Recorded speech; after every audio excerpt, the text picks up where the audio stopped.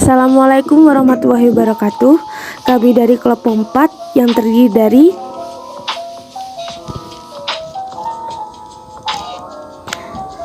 yang akan menjelaskan tentang pembebasan Irian Barat dan konfrontasi dengan Malaysia.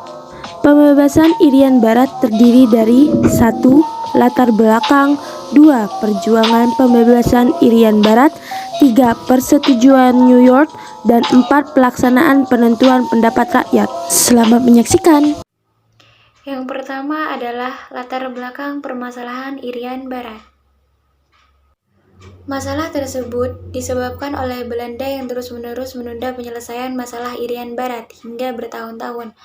Bahkan setelah KMB dilaksanakan dan menghasilkan keputusan bahwa permasalahan tersebut akan diselesaikan 1 tahun setelah penyerahan kedaulatan.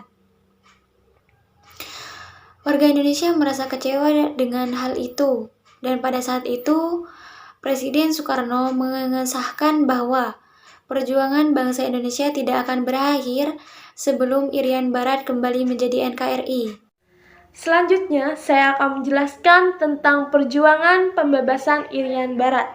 Pemerintahan Indonesia melakukan upaya pembebasan Irian Barat melalui 4 cara, yaitu perjuangan diplomasi, konfrontasi politik, konfrontasi militer, dan konfrontasi ekonomi. Pertama, saya akan menjelaskan perjuangan diplomasi. Perjuangan dilakukan secara bilateral, namun gagal. Indonesia kemudian membawa masalah Irian Barat ke dalam forum internasional melalui Konferensi Kolombo pada April 1954 dan Konferensi Asia Afrika pada April 1955. Dalam 2 konferensi ini, Indonesia berhasil mendapatkan dukungan dari negara-negara peserta konferensi. Indonesia mengajukan masalah Irian Barat dalam Sidang Umum PBB periode 1954 sampai 1957. Akan tetapi gagal karena Indonesia tidak dapat dukungan 2/3 anggota sidang.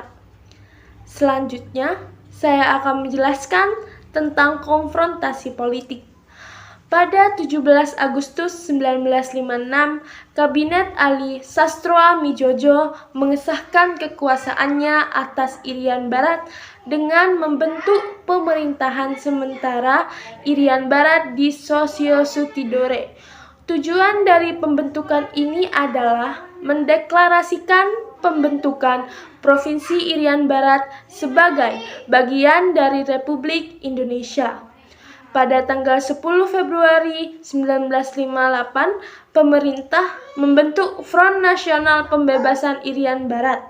Pada 17 Agustus 1960, pemerintah secara resmi memutuskan hubungan diplomatik dengan Kerajaan Belanda dan melakukan persiapan militer untuk membebaskan Irian Barat. Yang ketiga, saya akan menjelaskan tentang konfrontasi militer. Pada 19 Desember 1961, Presiden Soekarno mengumumkan Trikomando Rakyat atau disebut Trikoya di Yogyakarta pada acara peringatan agresi militer Belanda. Pada tanggal 13 Januari 1962, pemerintahan membentuk Komando Mandal Pembebasan Irian Barat. Mayor Jenderal menyusun strategi pembebasan Irian Barat dengan operasi militer yang dijalankan TNI. Pada 15 Januari 1962 terjadi pertempuran di Laut Aru antara kapal jenis motor torpedo Boot Alry dengan 2 kapal perusak Belanda. Dalam pertempuran tersebut, Komodor Yos Sudarso dan Kapten Wiratno gugur. Yang terakhir, saya akan menjelaskan tentang konfrontasi ekonomi. Sejak tahun 1957, Indonesia melancarkan aksi konfrontasi dalam upaya pembebasan Irian Barat. Jalan konfrontasi yang pertama ditempuh adalah konfrontasi di bidang ekonomi. Bentuk konfrontasi ekonomi dilakukan dengan tindakan-tindakan berikut. 1. Nasionalisasi The Java Sage Bank menjadi Bank Indonesia tahun 1951. 2. Pemerintahan Indonesia melarang maskapai penerbangan Belanda melakukan penerbangan dan pendaratan di wilayah Indonesia. 3. Pemerintah Indonesia melarang terbitan berbahasa Belanda. 4. Pemogokan bunuh secara total pada perusahaan Belanda di Indonesia yang memuncak pada tanggal 2 Desember 1957. Yang terakhir, semua perwakilan konsuler Belanda di Indonesia dihentikan mulai 5 Desember 1957. Pada saat itu juga dilakukan aksi pengambil alihan atau nasionalisme secara sepihak terhadap perusahaan-perusahaan Belanda. Oke, selanjutnya saya akan membahas tentang Persetujuan New York. Persetujuan New York adalah rangka memindahkan kekuasaan atas Irian Barat dari tangan Belanda ke Indonesia. Persetujuan New York sendiri dilatar belakangi dengan adanya masalah-masalah ketika Belanda berjanji akan menyelesaikan masalah Irian Barat selambat-lambatnya dalam waktu 1 tahun saat pengakuan kedaulatan Indonesia pada konferensi meja bundar di Den Haag tanggal 2 November 1949. Namun, sampai 12 tahun kemudian, yaitu pada tahun 1961, masalah ini tak pernah kunjung selesai. Hingga pada akhirnya tanggal 14 Agustus 1962, Indonesia mengadakan perundingan di Virginia, Amerika Serikat. Dengan Indonesia sendiri dipimpin oleh Adam Malik, sedangkan Malaysia dipimpin oleh Dr. Van Rooyen. Adapun yang menjadi penengah perundingan tersebut adalah Ellsworth Bunker. Hingga hasil dari perundingan tersebut menghasilkan kesepakatan yang disebut dengan Persetujuan New York. Isi dari Persetujuan New York sendiri yaitu, yang pertama, paling lambat pada tanggal 1 Oktober 1962, Belanda menyerahkan Irian Barat kepada United Nations Temporary Executive Authority atau yang biasa disebut dengan UNTEA. Yang kedua, pemerintah sementara PBB akan menggunakan tenaga asal Indonesia baik dari kalangan sipil, kalangan militer, ataupun dengan putra-putri Irian Barat lainnya. Yang ketiga, ada tentara Belanda yang harus meninggalkan Irian Barat secara bertahap. Yang keempat, pasukan Indonesia yang ada di wilayah Irian Barat akan tetap tinggal di Irian Barat, namun di bawah pemerintahan sementara PBB. Yang kelima, antara Irian Barat dan daerah Indonesia berlaku lalu lintas bebas seperti pada daerah-daerah lainnya. Yang keenam, sejak tanggal 31 Desember 1962, bendera Indonesia akan berkibar di samping bendera PBB. Yang ketujuh, paling lambat tanggal 1 Mei 1963, UNTEA atas nama PBB akan menyerahkan Irian Barat ke tangan Indonesia. Saya akan menjelaskan tentang pelaksanaan penentuan pendapat rakyat.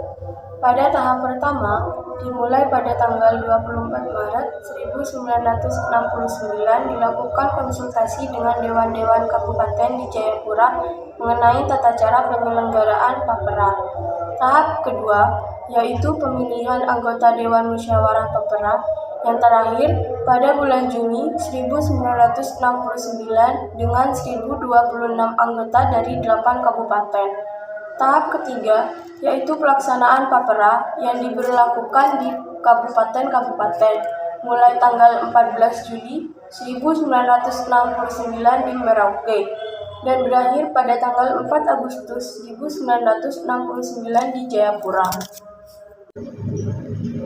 Politik mercusuar. Politik mercusuar adalah sebuah kebijakan politik luar negeri yang ditempuh pada periode Indonesia era demokrasi terpimpin. Ada 4 yang melandasi politik luar negeri Indonesia, antara lain 1. Undang-Undang Dasar 1945. 2. Pidato Presiden pada tanggal 17 Agustus 1959 yang berjudul Penemuan Kembali Revolusi Kita, atau yang dikenal Manifesto Politik Republik Indonesia. 3. 3. Pidato Amanat Presiden pada tanggal 17 Agustus 1960 yang terkenal dengan nama Jalannya Revolusi Kita, yang kemudian dijadikan sebagai pedoman pelaksanaan Manifesto Politik Republik Indonesia. 4. Pidato Presiden pada tanggal 30 September 1960 di PBB To Build World Anew, membangun dunia kembali, yang kemudian juga dijadikan sebagai pedoman pelaksanaan Manifesto Politik Republik Indonesia. Konversi terhadap Malaysia.